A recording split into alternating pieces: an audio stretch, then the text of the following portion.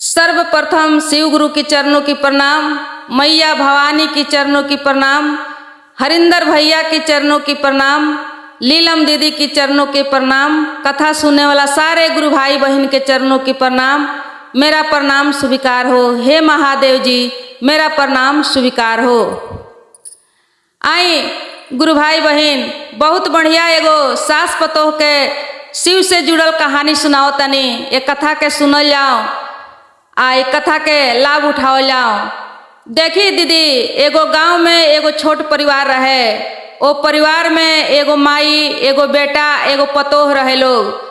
जात के वो लोग धोबी रहे लोग, कपड़ा धोए के सुखावे के वो लोग के काम रहे, उहे रोजगार रहे वो लोग के।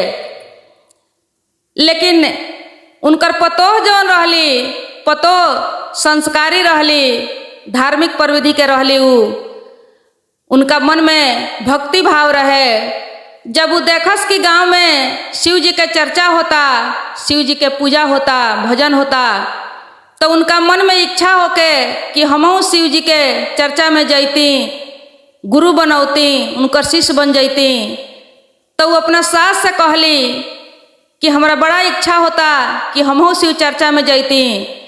लेकिन उनकर सास जौन रहली वो बड़ा दुष्ट आदमी रहली। वो अपना पतोह के जाति के भेदभाव बता के मना कर दिहली। कहली कि ई भक्ति, ई पूजा पाठ हमनी के काम ना हो, हमनी के काम हो कपड़ा धोए के सुखावे के, चलो अपना काम में, अपना रोजगार में। वो भक्ति कैला से, उस शिव जी के चर्चा में गैला से हमनी के कोनो पेट भरे वाला नहीं खे, वो सब काम हमनी के ना हो। लेकिन इनका मन में बड़ा इच्छा होखे, बड़ा श्रद्धा रहे। अभी केतनो कैली इनकर सास ना जाए देश, मना कर दिहली। तभी का कैली पतोह कि मन ही मन शिव जी के गुरु बना लिहली। आ गुरु बना के सुनले रहली, गांव में देखले रहली, वैसे ही 3 सूत्र के पालन करस, दया मांगस, चर्चा करस, नमः शिवाय के जाप भी करस, मन ही मन करस। इनका मन में इच्छा रहे तो मन ही मन ये 3 सूत्र कर ले सुदीदी। अब एक दिन के बात हो कि लोग नदी के घाट पर दोनों सास पतोह गइल बा लोग, कपड़ा धोता लोग। कपड़ा धोत रहे लोग, तब तक महादेव जी वहाँ अपन भेष बदल के एगो बूढ़ के रूप में घूमत रहनी। घूमते घूमते वो उनका सास के लगे पहुँचतनी, कहतनी कि हे बुढ़िया माई, हे बुढ़िया माई, हाई हमर कुर्ता जौन बा बड़ा गंदा हो गइल बा, तनी एकर धुलाई कर दी, हमरा कहीं बाहर जाए के बा, लेकिन हमरा पास पैसा नहीं खे।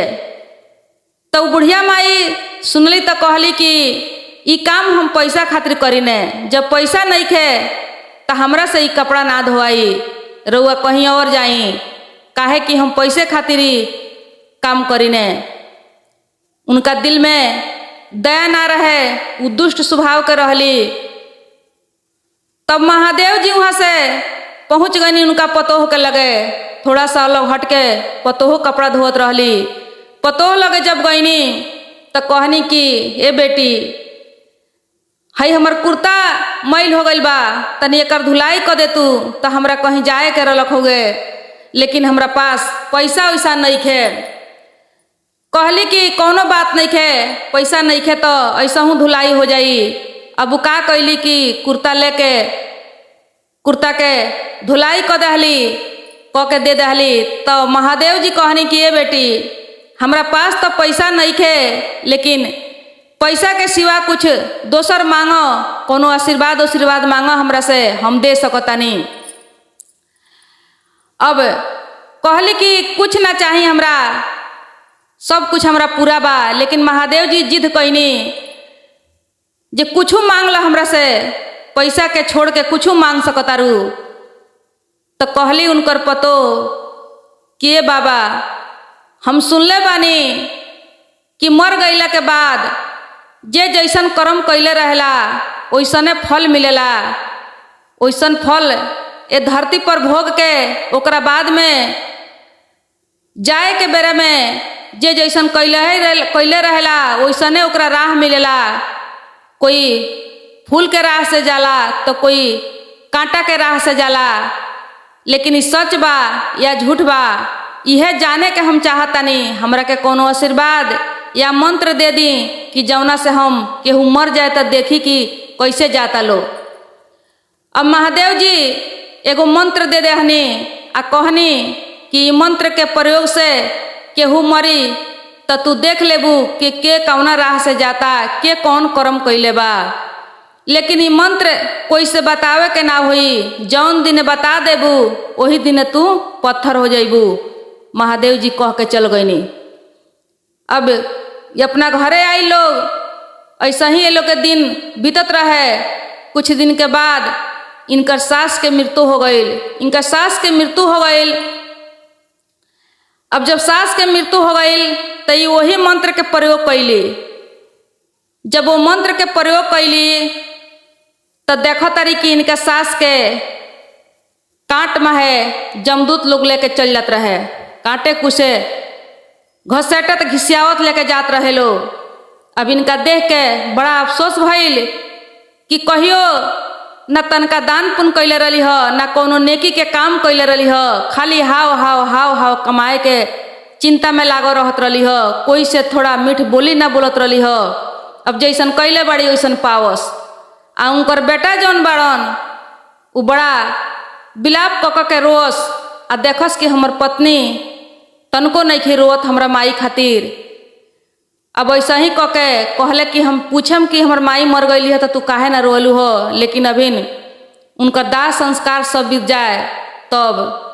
अब उनकर दाह संस्कार सब बीत बात गईल। अभी सोचत रहलन कि अब इनका से हम कैसे पूछी, लेकिन पूछबे करेम। तब तक गांव में एगो ब्राह्मण के मृत्यु हो गईल। ब्राह्मण के जब मृत्यु हो गईल तो ये दोनों जने गईल बा लोग देखे। जब गईल लोग देखे तब फिर हो जा उनकर पत्नी अपना मंत्र के प्रयोग कैली। जब मंत्र के प्रयोग कैली तो देखली कि ब्राह्मण फूल के राह में जात रहलन। उनका के जमदूत लोग फूल के राह से लेके जात रहे लो। अब वो देखली तो उनका बड़ा रोआई आईल। उ लगली रोए, कहली कि बढ़िया कर्म कैले रहन तो बढ़िया प्रणाम उनका मिलल बा, रास्ता अच्छा मिलल बा। अब उ लगली दीदी रोए।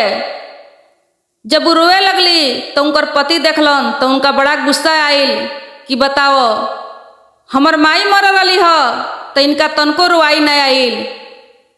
इ तनको देर खातिर ना रोली। आ हाई गैर आदमी मरल बा तो इनका काहे रोआई आवता। चलो घरे हम बताओ तनी।